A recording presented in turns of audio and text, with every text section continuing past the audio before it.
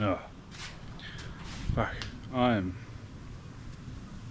hungover as always. Anyway, hello everyone. Welcome back to the videos. It is wonderful to have you here again as always. Today in this video, I'm waiting for parts, so I get to film just some random shit. I don't have anything to do because I'm waiting for parts, so I figured I would make a quick catch-up video of what's been going on here this last week. As you saw in the last video, I went and tacked this together. I've now finished it.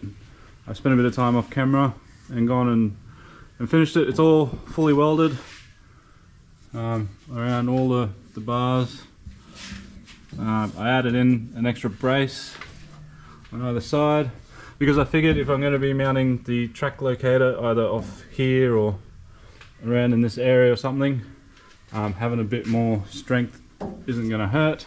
I was a little bit worried about this, and I was going to gusset it because this is only really thin sheet here, and I was worried about pulling these down, but I realized the strength of that and the bar, trying to pull the bar down, it'll be fine. It's only got to mount the fuel cell anyway. That's done as we knew in the last video. Oh, I have had the shocks arrive for the back of it, or should I say the coilovers. Just went with Viking double adjustables, sub 1500 kilo springs. I know they're not the greatest shock out there,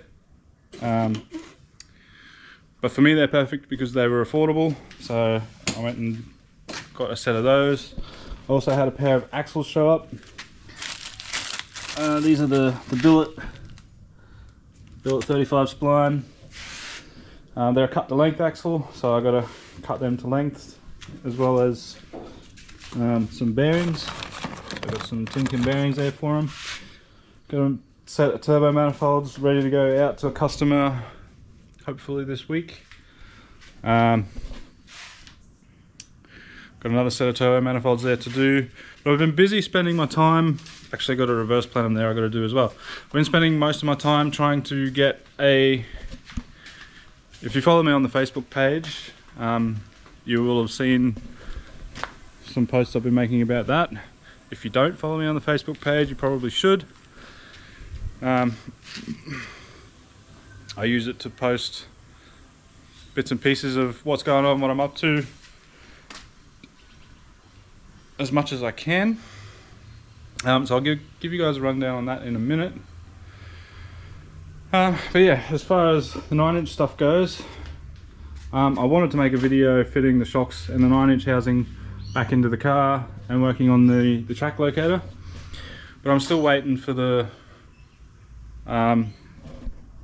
billet shock mounts and the track locator to arrive, so I can't go and fit that to the back of the car this week. I've still got to get an anti-roll bar kit. I'll get onto that soon. But yeah, I got all the 2 rolls of hardline here. I think I got one Aeroflow and one Raceworks, which, you know, go figure. But yeah, figured I'd at least pull the camera out and show you guys what I'm up to. Ethel's new engine is at the machine shop getting all that machine work done. Hopefully I'll have that back fairly soon so I can do dummy fit and work out deck heights, and then should have the head gaskets for it soon as well, so then that machine work can get done, and then once it comes back it'll be final assembly time, and then we can stick it back onto the transmission and put it back in the car. From there it's just a bit of wiring and she'll basically be ready to run and hit the track again. Oh, I've got to gut the doors actually, so I'd like to get onto that very soon, so that might be a video to come very shortly. But yeah, I wanted to give you guys a quick rundown on what I've been doing with this. I've been busy, hard at work, probably a month now, putting this kit together.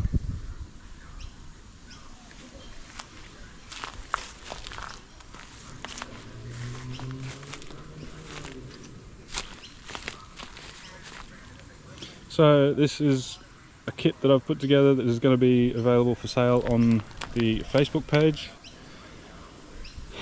to suit the pre-ecotec, so the Buick V6. I've had a few people ask for one. This kit is only designed around a basic setup, so something up to around the 600 horsepower mark. It is not designed to be like a pro series kit, I guess some people call them. But yeah, it comprises of a log style turbo manifold. You can see it better over here. Into a T3 flange and a GT3584. This one's a 0.6 rear housing, so it'll be a bit choky. But this particular example of it, I've only designed around the guys wanting just, you know, streetable 400 horsepower-ish, which that turbo will do fairly easily. It won't like probably much more than that though. But it's got a full intercooler and piping kit fab to suit the chassis. The battery location will remain, so there's no needing to modify that. You will need to punch a hole through there, and it does retain AC. To do that though, you've got to bend AC lines pretty considerably. Preferably some custom lines should be made so they can be routed down and out of the way, and then you can wrap it around up there actually, which would be a lot neater, a lot nicer, and keeps it away from all the heat. It's got external gate. I can do them internal or externally. I chose to do this one as an external gate. But yeah, so they're going to be coming very soon for sale. I've still got a little bit of work left to do. In the prototyping, I guess.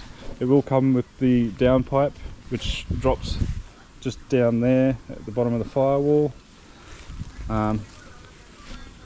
So then from there it can be easily fitted to a full exhaust, or if you're feeling really special, out the side. Yeah, I'm pretty happy with how it's came out actually. It looks really nice. Before I sell this kit, I'm going to Scotch Brite all the aluminium, make it nice and clean and pretty, so that whoever purchases that one, it'll look nice, and then yeah, all the rest of them shall do the same. So go over the Facebook page if you're interested in getting onto one of those. I'm hoping to start having them available within a month. And then, yeah, you guys saw John's Turbo LS we had here and did the side pipe on. He's been doing some various shenanigans.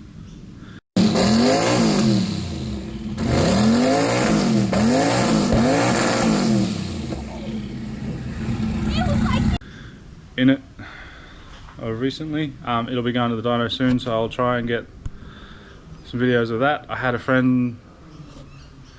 friend's Turbo VF come here as well. I did a couple head gaskets on that.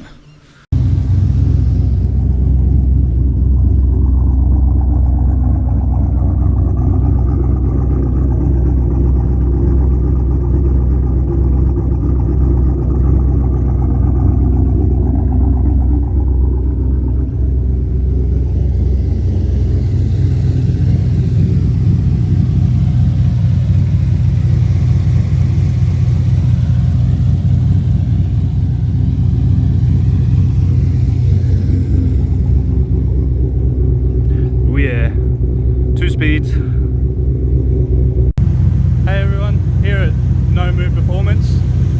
We like spending lots and lots of money making things with too many cylinders almost as fast as a V6. I must admit though,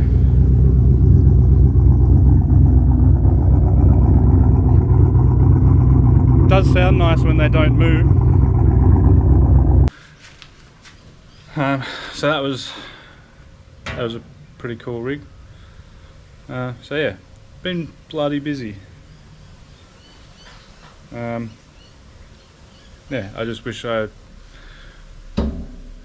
had some stuff to do with this, because I really want to get this thing done driving out racing, but also I want to get it off my hoist, because I would like to start that. That's going to be a pretty cool little project I want to try and get started soon, but it's all going to depend on how things go with this. Ethel being my main priority, I want to focus on it, and then that will come afterward. Unless shit hits the fans with this and stuff takes me a million years to get made or something, and I've got to wait a really long time, at which point I will punch that out, because I should have 90% of what I need here. I won't give you too much information on it now, because I will go over that when I start it, but it should be pretty cool, and we should be able to get it to run a 9, I reckon. But yeah, anyway, that's that's going to be it from me in this video. I know it's nothing special, and it's just me standing around and talking nonsense to you guys. I wish it wasn't so, and that I had parts that I could fit and work that I could do, but I don't. So yeah, anyway, that's where I'm going to end it here. Thank you all for watching as always. Don't forget to leave a like and your comments down below, please.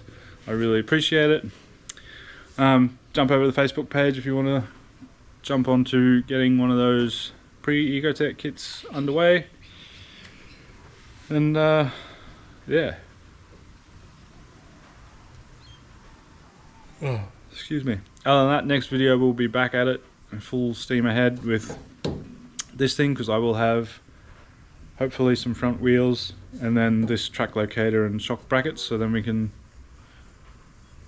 get that done. Then we can start painting all of this sort of stuff, running lines and fit up the surge tank and stuff. And oh, that's right, I got to get a power steering pump. But yeah, we'll get onto that ASAP, I hope. Anyway, don't forget, unleash the coolant, CO2 to the world, and I will see you guys in the next video, back on this thing hopefully. Bye bye.